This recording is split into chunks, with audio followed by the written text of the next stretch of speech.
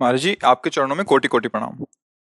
महाराज जी, कई साल वीर्यनाश करके मानसिक रोग से ग्रसित हो चुका हूँ। पिछले 5 महीने से वीर्यनाश नहीं किया है, फिर भी नकारात्मक सोच नहीं जाती। महाराज जी, जोशी ने बताया कि सब शनि और राहु का प्रभाव है। महाराज जी, कोई शनि राहु का प्रभाव नहीं। करो दुष्प्रवृत्तियां और शनि राहु को दोष दो, बेकार की बातें हैं। कोई किसी को सुख दुख नहीं देता, हमारे आचरण ही हमारे को दुख देते हैं। पक्की बात समझ लो। बोले वो अमुक ने उसको पीटा, राज कर्मचारी आपकी सुरक्षा के लिए हैं, लेकिन जब आप असत आचरण करेंगे तो पीट के जेल में डाल देंगे। ये राज कर्मचारी हैं। शुक्र शनि राहु केत ये सब राज कर्मचारी हैं। असद आचरण वालों को जलाते हैं, दंड देते हैं। और सदाचरण वालों को, चाहे जिस नक्षत्र पे बैठे हो, चाहे ग्रह पर किसी भी बैठे हो, ये सदैव अनुकूल रहते हैं। ये भगवत पार्षद कोई ऐसे वैसे नहीं है। करो अस्त मैथुन और शनि साढ़े चढ़ा हुआ है, इसलिए ऐसा होता है। बेवकूफी वाली बातें बच्चा है। अभी अवस्था है तुम्हारी वीरपात करने की। गेहूं की फसल तैयार हो रही है, गलेत पे हो। गलेत माने होता है दाना अभी पड़ रहा है, और आप उसको काट लो तो ना भूसा होगा ना दाना होगा, व्यर्थ जीवन चला जाएगा। कम से कम 20-22 वर्ष तक ब्रह्मचर्य का पालन करो, फिर गृहस्थी में जाओ। संतान तेजस्वी होगी, देशभक्त होगी, माता पिता की भक्ति कर। ये क्या है? उद्दंडता बच्चा, ये कहीं भी सुख प्रदान करने वाली नहीं। ज्योतिषाचार्य, दुनिया के आचार्य सब उसी परम पिता परमात्मा के ज्ञान को ही बता रहे हैं। जो सही माने में ज्योतिषाचार्य हैं, वो सबसे बड़ी ज्योतिष ये है कि भाग्य विधाता हमारे कर्म हैं। अवश्य में भोक्तव्यम कृतम कर्म शुभाशुभम। ठीक अपने कर्म कर लो, कोई तुम्हें बिगाड़ दे तो मैं बताना। हमारे कर्म पूर्व के या वर्तमान के, वही हमारी दुर्गति करते, दूसरा कोई सृष्टि में नहीं। को न काहू के सुख को दुख कर दाता, निज कृत कर्म भोग सुन भ्राता। बिल्कुल सिद्धांत समझ। अभ्यास गलत किया है, कोई भी देवता तुम्हें नहीं बचा सकता। गलत अभ्यास किया है, अपना नाश स्वयं कर रहे हो, किसी देवता या किसी का दोष नहीं। काले कर्म ईश्वर ही मिथ्या दोष लगाए। ये आचरण गंदे बंद करो बच्चा। नाम जप करो, सात्विक आहार करो, आधा घंटा दंड बैठक मारो, व्यायाम करो, दौड़ो, अभी सब ठीक हो जाएगा। अरे पीछे गलती, यद्यपि ये गलती ऐसी पूरे जीवन भर भोगना पड़ता है, क्योंकि बाल्यावस्था का वीरपात बिल्कुल जीवन को नष्ट कर देता है।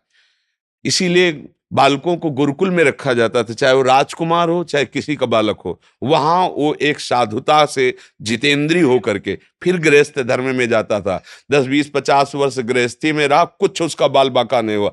फिर वो विरक्त होकर के आंतरिक, फिर वो जितेंद्रीय होकर के परमात्मा को प्राप्त कर ले। आज हमारी बाल्यावस्था से मोबाइल का संग है, गंदे बच्चों का संग है। अब ये गंदी आदतें हो गई, सर्वनाश हो गया। अब सोचो, ये अवस्था तुम्हारी चिंता सुख से ग्रसित होने की है, आनंद में उमगने की है। अभी नौ किशोर अवस्था है, ये तो मस्ती वाली। क्योंकि मस्ती हटा दी, अब रह क्या गया जीवन में? ये जो लोग समझते हैं ना कि जैसे खून निकलवा लो तो खून बन जाता है, बहुत गलत बात है। वो दान देना, वो महीने में वो बात एक अलग है, लेकिन सप्तम धातु वीर एक मन शुद्ध सात्विक पौष्टिक अन्न के बाद एक बार के लिए तैयार होता है। और यहां बच्चे खिलवाड़ में 2-2 3-3 बार रोज। अब क्या होगा? उनका हड्डियों तक की सामर्थ्य नष्ट हो जाएगी, कुछ दिनों बाद देखना बंद हो जाएगा, ऐसे चौंधियाने लगोगे, खड़े होने में चक्कर आएगा, कमर दर्द करेगा, पैरों में टूटन बनी रहेगी, दिमाग में टेंशन बनी रहेगी, पढ़ोगे तो कुछ याद नहीं रहेगा, स्मृति नष्ट होने लगेगी, एक नास्तिकता छा जाएगी। फिर ये जीवन भार लगेगा, फिर नशा में उतर जाओगे, फिर तो बस गए, फिर गए।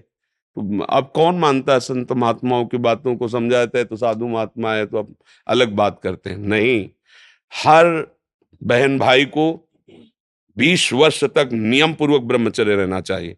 ये जो व्यवहार चला है, अब क्या है कि कुछ भी बोलो तो जबान पे लोग अंकुश की, वो तो ऐसा बोल रहे। ये जो मोबाइल की सुविधा और उसमें सब गंदी बातें देखना, अब आप पढ़े लिखे हो, सर्च करो, सब आ जाएगा। ये जीवन का नाश कर देने वाली बातें हैं बच्चों के। माता पिता को इन पे सावधान रह करके अंकुश करना चाहिए, क्योंकि वो इस समय उन्मत्त हैं बच्चे, उनको वास्तविक सत असत का ज्ञान नहीं है। तो वो अपना ही अहित करने के लिए अपना सुख समझते हैं, अपना अहित कर रहे हैं, अपना सुख समझ रहे हैं। ये तो कहो भगवान की आपके ऊपर कृपा है जो आप हिम्मत करके अपनी बात यहाँ कह रहे हो। पर फिर भी अबलो नशानी अबना नशे हो, सावधानी से चलो। पर हम जो कह रहे हो मानो। आधा घंटे व्यायाम निश्चित करो, सबको करना चाहिए, चाहे स्त्री शरीर हो चाहे पुरुष शरीर हो। एक बार शरीर को बहुत एक्टिव करना चाहिए। ये शरीर हम नहीं है। जैसे आप मोटरसाइकिल सुबह सुबह आप बैठो, तो पहले क्या करते हैं, हाई रेस में डाल करके उसको एकदम गर्म करते हैं ना, सब खुल जाए। अब चलो ऐसे हाई रेस में इसको लाओ, 10-15 मिनट दंड बैठक, व्यायाम, प्राणायाम, आसन आदि के, फिर अपनी दिनचर्या करते हो तो आप संयमी रहोगे, आपके प्राण पुष्ट रहेंगे, आपका अन्न पचेगा, कोई भी चोट आदि बहुत कम मात्रा में आपको कष्ट देगी, हर बीमारी से लड़ने के सामने। अब यहाँ सुबह 10 बजे तक सो रहे हैं, व्यायाम क्या करेंगे, प्राणायाम क्या करेंगे, आसन क्या करेंगे? सूर्य जिसके सोने पर उदय हो गया उसकी आयु, बुद्धि, स्त्री, कांति सब क्षीण हो जाती है। कौन मानता है? रात्रि के 2-2, 3-3 बजे तक जगना और सुबह 10-11 बजे तक सोना, ये दिनचर्या है। तो हमारी राय है सात्विक भोजन कीजिए और व्यायाम कीजिए। करते हो व्यायाम है? हाँ, कभी ये कोई ऐसा तो, और कभी कभी जो व्यायाम करते हो बीमारियों का निमंत्रण देते हैं। आज आप लगाओ 20 दंड और 50 बैठक और 5 दिन छोड़ दो, पूरा शरीर दर्द करेगा, फिर लगाओ फिर वह दर्द करेगा। रोज अगर नियमित करोगे तो वही पच करके आपके शरीर को पुष्ट करेगा। ये शरीर दुर्लभ बात है, दुर्लभ हो मानुषो देहो, लेकिन एक क्षण में नष्ट हो जाने वाला है। इसकी दुर्लभता है, संयम नियम से चलकर स्वरूप बोध कर लो या भगवत भजन करके भगवत प्राप्ति कर लो। अगर ये नहीं तो फिर क्लेश ही क्लेश, अशांति ही अशांति है। अभी सावधान हो जाओ। बिगड़ तो गया, अब ये नहीं कह सकते कि अभी कुछ नहीं बिगड़ा, बिगड़ गया। अगर कभी 25 वर्ष के बाद गलती हुई है तो हम उसे कह सकते हैं कुछ नहीं बिगड़ा, क्योंकि तुम्हारा पुष्ट है जीवन पूर्व से, अब आगे बढ़ो। लेकिन बच्चापन से ये जो रोग लग रहे, 13-14 वर्ष का बच्चा है और उसकी हालत ये है कि उसे वैद्य के द्वारा औषधियां दिला करके उसे ठीक करने की चेष्टा कर रहे हैं। क्या हुआ?